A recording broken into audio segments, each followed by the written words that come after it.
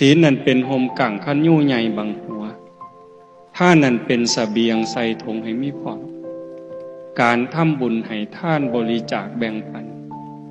คนอื่นได้ใส่ได้ซอยได้อยู่ได้กินจากการอนุเคราะห์ช่วยเหลือของเฮาหั่นผู้ใดได้กินของเพิ่นคือเฮาได้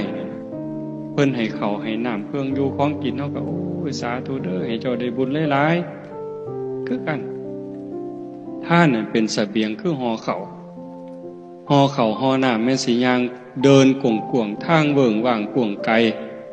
เกิดมาศาสตร์ใหม่มันรวยมีอยู่มีกินเนี่ยนอกจากไปสวรรค์แล้วกลับมาเกิดเป็นคนใหม่มีอยู่มีกินให้หน้าก็หลายเข่าก็เต็มเหล่างวกไปนั่นก็มีงวกไปนี่ก็มีบ่ขาดบ่เคินพ่อหยิบพ่อใส่อยากเฮ็ดบุญก็ได้อยากซอยเหลือคนก็ได้สิกินเองก็ได้สิสร้างหยังก็ได้บ่ขัดสนอันนั้นเกิดจากอานิสงส์ของท่าน